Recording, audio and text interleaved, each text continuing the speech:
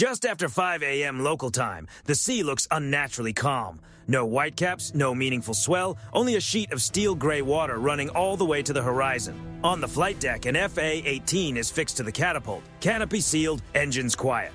Around it, deck crew are caught in place, hands resting on chains and chocks, waiting for an order that still hasn't come. Inside the carrier's Combat Information Center, a fresh symbol appears on the surface display. Then another. Then 3 more. 5 surface contacts nearly at once, coming from different bearings, but following the same trend. No AIS. No reply to the first radio calls. Their speed is rising. The watch officer says nothing at first. He doesn't have to. Every screen in the room is already telling the same story. These ships are not simply passing through. They are closing in. The range drops in steady, emotionless increments. Every few seconds, the numbers refresh. Precise, unmoved. Bearings narrow. Closest point of approach calculations run again, then again. Each result tighter than the last. Up on the bridge, the carrier stays on course. No turn, no correction. The helmsman holds the wheel steady, staring straight ahead, hands tense around the grip. This is how these moments begin. Quiet, controlled, almost too calm to trust. At 5:18, long-range optics finally bring the first hull into focus. Sharp superstructure, clear military lines, gray paint that seems to swallow the morning light. Russian Navy. The confirmation moves through the ship in seconds. Not shouted, not dramatized, simply recorded. 5 Russian warships, all maneuvering independently, all moving closer. On the flight deck, a yellow shirt lifts a clenched fist. Flight operations stop completely. Chains are checked again. Ordnance safeties are confirmed. Nothing moves unless it absolutely must. Below deck, the carrier's sensors intensify their work. Radar modes change. Electronic support measures listen harder, sorting emissions, identifying pulses, counting rotations. Every system is fully alert now, yet no alarms are sounding. That detail matters. By 5:20, the pattern becomes unmistakably deliberate. 2 contacts ease toward the carrier's port side, offset just enough to limit room to maneuver. 2 more hold on the starboard side, matching speed with precision. The 5th moves ahead, angled slightly across the bow. It is not a standard formation. It is pressure applied through geometry, designed to force a choice. The carrier refuses to make one. Speed stays constant. Course stays unchanged. From a distance, that might look passive, maybe even exposed. Inside the ship, it is the opposite. In CIC, crews study wake patterns, throttle shifts, the slightest rudder corrections. These are not casual movements by crews on a routine patrol. These are disciplined operators making deliberate decisions. The distance keeps shrinking. 6 nautical miles, then 5, then 4.5. Radio calls go out again. Professional, controlled. Standard maritime phrasing in English repeated clearly. Nothing comes back. No acknowledgement, no explanation, no correction. That silence says more than a response ever could. On the bridge, the captain watches the plot without changing expression. No raised voice, no dramatic command. He lets the system speak because they are already doing exactly what they were built to do. Every Russian ship is now identified in full. Hull numbers resolved, class profiles matched, sensor signatures captured and stored in real time. Nothing is wasted. Along the port catwalk, sailors lean against the rail, eyes locked on the approaching silhouettes. No one points, no one talks with their hands, they simply watch. At this distance, another ship is something you can feel before you hear, a faint vibration through the deck, a subtle shift in the air, steel moving water with purpose. At 5:23, one of the Russian ships alters course by only a few degrees. The change is small, almost casual, but the effect is immediate. CPA drops below safe limits. The geometry tightens further, too far. Inside CIC, the assessment is made. Not shouted, logged. Contacts are closing to an unsafe distance. Nothing more. No speculation, no extra language, only fact. Above, the carrier's island throws a long shadow across the deck as the sun climbs higher. The growing light does not make the scene gentler, it only exposes more of it. Antennas, gun mounts, the unmistakable outlines of warships that are no longer pretending to pass harmlessly by. 5 Russian warships, 1 American aircraft carrier, and the gap between them is still closing. Out here, no one makes the first move lightly, but everyone knows the line between control and danger, and now they are almost standing on it. At 5:24 local time, the positioning no longer looks accidental. 2 Russian warships maintain station off the carrier's port quarter, offset just enough to match every change in speed without slipping directly into its wake. Their bows sit low in the water now, engines working harder, spray peeling cleanly away from the hulls in deliberate curves. On the starboard side, the second pair mirrors them almost perfectly. Ahead, the 5th ship shifts sideways, never fully crossing the carrier's bow, yet never clearing it either, close enough to make the message impossible to miss. the carrier is being contained. Inside the Combat Information Center, the surface display keeps refreshing without pause. Colored vectors lengthen and shorten with each update. Every bearing adjustment is recorded. Every increase in speed is marked to the second. No one speculates about intentions. At this range, intentions are read through movement, and this close, even the smallest mistake can turn serious. Hydrodynamic forces begin to matter now. Wake interaction, rudder response, the subtle pull that large ships create when massive hulls move too near one another. The carrier's speed does not change. That decision is intentional. Slowing down would allow the others to tighten the gap. Picking up speed would raise the tension further. Maintaining the same pace denies both options. On the bridge, the officer of the deck keeps his attention fixed forward. His voice stays level as he passes updates along. No sharp tone, no urgency in the rhythm. Calm sends its own message. Below decks, the escorting destroyers begin to shift position. The movement is slight, almost invisible unless you know where to look, but enough to open angles and preserve room to maneuver. They do not rush in, they do not pull away. They reposition with quiet precision, like pieces moving across a board only they fully understand. By 5:26, the distance drops again. 3 nautical miles. That number means something. In international waters, 3 miles is close enough that any mistake can demand an instant response. A rudder input read a second too late. An engine command delayed. A swell striking at the wrong angle. The Russian crews understand that as well. That is exactly why the distance matters. Radio calls are made again using standard bridge-to-bridge procedure. Clear, professional, logged. Still no reply. Instead, one of the contacts off starboard increases speed slightly, easing forward until from certain angles, its bow lines up with the carrier's island. It is not an immediate impact path, but it is far from comfortable. Out on the flight deck, sailors shift their footing without thinking as the carrier drives through increasingly disturbed water. The feel underfoot has changed. The deck seems tighter now, more alert, almost charged. Vibrations move through the steel in patterns that were not there minutes earlier. Aviation fuel lines remain secured. Aircraft stay chained in place. Nothing is allowed to move unless absolutely necessary. Above them, the sky remains empty. No jets overhead, no helicopters circling, only open air and 5 gray warships pressing closer by the minute. Inside CIC, the electronic warfare team keeps listening. Russian radars appear in intermittent sweeps. Not targeting systems, at least not yet. Surface search emissions only. Narrow beams checking angles, testing reactions, feeling for the edges of the situation. Every signal is captured, every frequency is logged. No one makes a visible reaction. This is not a moment for unnecessary moves. At 5:28, the lead Russian ship angles inward by a few more degrees. Its wake begins to overlap with the carrier's bow wave, white water cutting across white water in chaotic patterns that did not exist moments earlier. The margin narrows again. Inside the Combat Information Center, the CPA updates once more. And once again, the number gets smaller. The range is now beyond uncomfortable. On the bridge, the captain studies the plot in silence, giving the numbers time to settle and the geometry time to speak for itself. Then he offers only one quiet instruction: maintain course. The order moves through the ship without fanfare.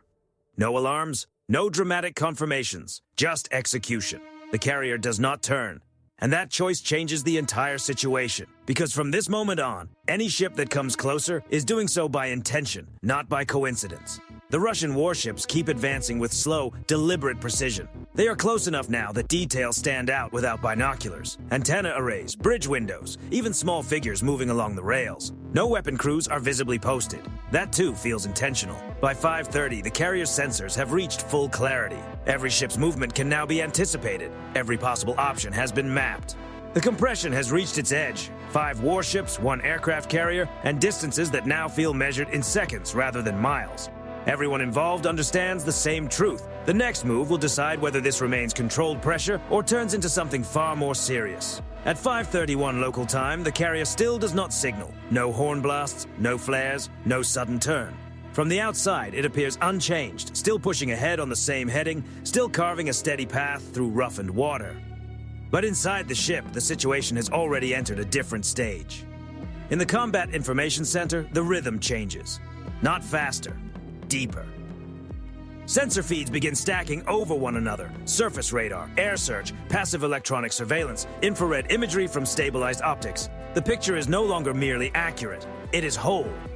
each Russian ship now carries a complete digital profile. Speed history, turn behavior, propulsion characteristics, even the smallest motion caused by sea conditions filtered out and understood. Nothing here is based on guesswork. This is control through pattern recognition. On the bridge, the captain remains perfectly still, eyes fixed on the forward plot. He does not study the horizon, he does not watch the Russian ships directly. He watches the data because data reveals the truth faster than sight ever can. At 5:33, the first escorting destroyer makes a subtle adjustment, barely visible. Just a few degrees of rudder and the slightest increase in speed, enough to widen the carrier's available room without looking confrontational, enough to alter the geometry without announcing it. On the opposite side, another escort mirrors the move. Together, they do not build a wall, they create an option. Above, the carrier's island blocks the early sunlight, throwing a long shadow across the deck. Sailors move only when necessary, their boots striking steel with controlled, deliberate steps. No one hurries. No one runs. Discipline shows itself most clearly in stillness. At 5:35, a helicopter powers up on one of the escorts. It does not launch immediately, it simply comes alive. Rotor wash kicks salt spray low across the surface before it settles again. The message is quiet but unmistakable, a reminder, nothing more. The Russian ships answer in the same language of subtle movement. A slight increase in speed from one, a minor bearing adjustment from another. They sense the shift. They always do, but they continue pressing. Inside CIC, analysts begin matching emissions in real time. Russian radars cycle through different modes, altering pulse repetition rates, testing clarity at shorter distances. Every change is captured. Every signal becomes a distinct fingerprint. This is the part most people never witness. The confrontation is not only taking place between ships on the water, it is also unfolding in the invisible space around them. Silent, technical, relentless. By 5:37, the carrier's systems have completed the picture. There are no unknowns left, no blind sectors, no uncertainty about intent or capability. 5 ships, 5 tracks, 5 sets of constraints. The edge is no longer theoretical, it is mathematical.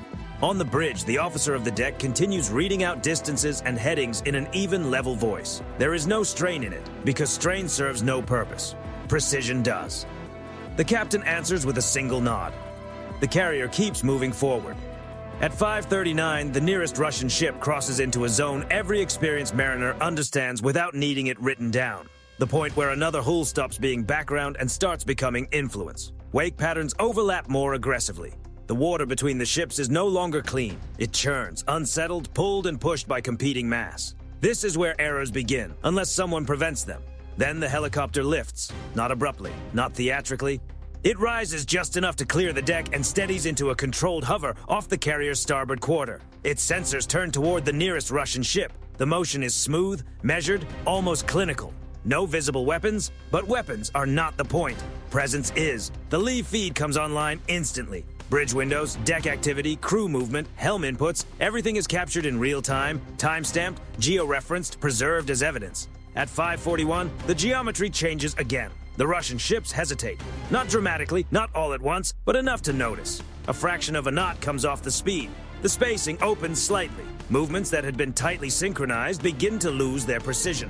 It is subtle, but unmistakable. The pressure is no longer increasing. The carrier never altered course. It never raised its voice. It never broke discipline. And now, without a single warning shot or shouted command, the balance begins to shift. What had been a contest of distance starts becoming a contest of control. Out here, silence is not weakness. Silence is leverage, and that leverage is beginning to work.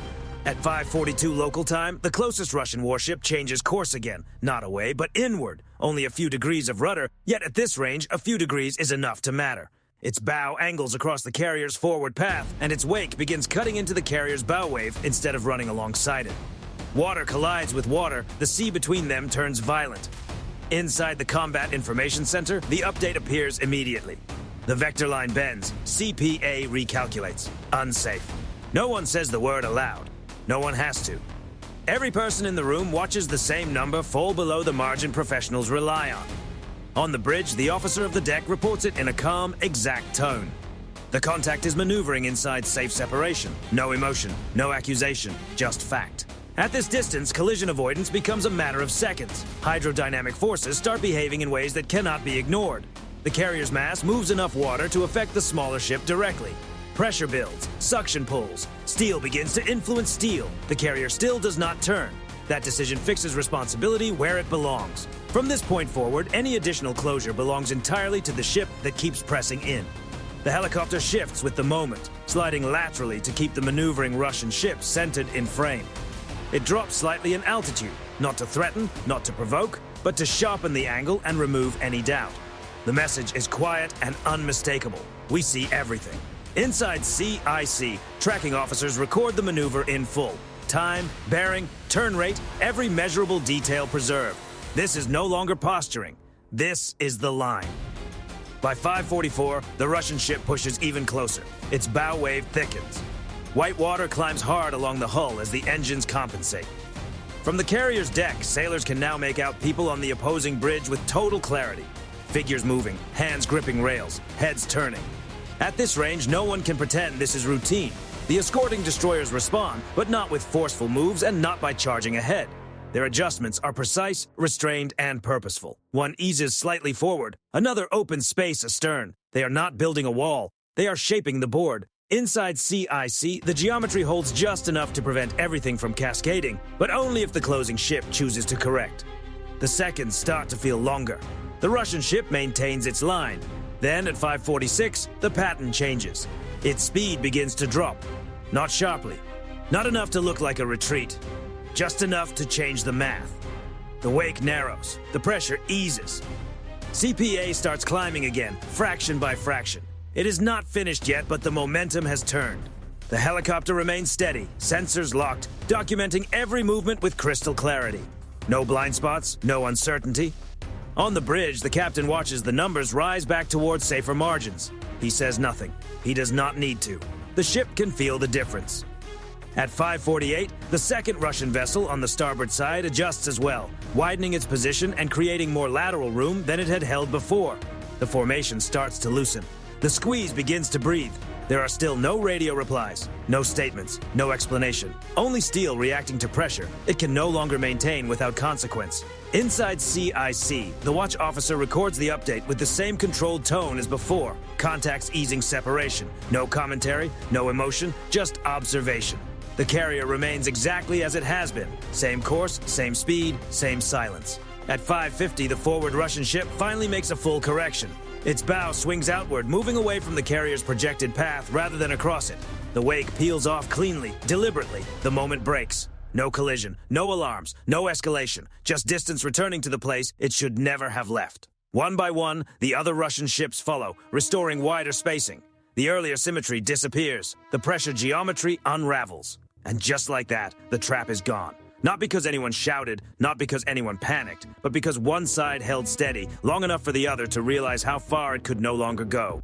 On the flight deck, a few sailors let out a breath they likely did not realize they had been holding. No one celebrates, no one signals. The same disciplined calm remains in place. Inside CIC, the logs keep building. Every second of the encounter is preserved. Every movement is captured. Every decision is locked into data. The turning point did not come from a warning shot or a raised voice. It came from restraint maintained long enough to force the other side into a decision. And when that decision finally came, the carrier was not the first to move. The pressure was. By 5:53 local time, the distance begins to hold. It does not suddenly open into wide, comfortable water, but it is enough. Enough room for predictability to return. Enough space for steel to move without influencing steel. All 5 Russian warships are still visible on the surface plot, but the pattern is different now. The tight symmetry that defined the earlier squeeze has dissolved. Bearings open. Vectors separate. The ships that had been pressing now remain only as observers. Inside the Combat Information Center, the change is clear. CPA calculations settle. Turn rates return to normal. Speed changes flatten into something closer to routine movement. The pressure phase has ended. Observation has replaced it. Through all of it, the carrier never changes course. It never needed to. On the flight deck, the pause ends without ceremony. Yellow shirts lower their hands. Chains receive one final check. The aircraft remains secured, but the deck begins to breathe again. Activity resumes in a controlled rhythm, picking up exactly where it stopped. No announcement is made. None is necessary. Below decks, the ship's systems ease back towards steady-state monitoring. Not off, never off, just less intense. Sensors continue listening, watching, recording. Encounters like this do not truly end the moment ships widen their spacing. They end when the picture is complete, when every detail has been collected and understood. At 5:56, the helicopter returns to the deck. No drama, no rush. The rotors slow, the blades cut the air a few final times, and the sound fades into the ship's constant background hum. Its sensor feed is archived immediately, stamped and stored alongside radar tracks, emission logs, and maneuver records. What was live a moment ago becomes evidence. Evidence becomes record. Record becomes reference. On the bridge, the captain remains where he has stood through the entire encounter. He watches the surface plot settle into something familiar again, contact still present, distance maintained, risk lowered. Only then does he step back. Not because the moment has vanished, but because it has been handled. Outside, the Russian ships remain in the area at safer ranges. They do not disappear, and they do not close in again. They simply stay there, visible reminders that the encounter happened and that it ended without further consequence. That result is not luck. It is discipline under pressure. No shots, no shouted threats, no dramatic confrontation, just professional control applied with enough precision to prevent the situation from going any further. By 6:02, routine operations fully resume. Internal communications shift in tone, not casual but normal. Reports are completed, timelines are confirmed, logs are cross-checked, every second is accounted for. Because what matters now is not what almost happened. It is what did not happen. The carrier continues its mission unchanged. It moves forward not because it faced no challenge, but because nothing managed to force it off its path. Out here, control is not measured by who reacts first. It is measured by who never has to. Over time, the Russian ships widen their spacing even more, drifting into looser positions that no longer interfere with the carrier's projected track. They are still there, but no longer intrusive. The message has landed. Not spoken, not announced, simply understood. As the sun rises higher, the ocean looks almost exactly as it did before the first radar contact appeared. Calm, flat, indifferent. But something has changed beneath that surface. Another reference point has been added, another entry in a long record of encounters where proximity tested professionalism, and professionalism held. No medals are handed out, no statement is delivered. The carrier does not treat the moment like a triumph, because triumph suggests open conflict, and open conflict was avoided. Instead, the ship records the event, keeps what it learned, and continues on.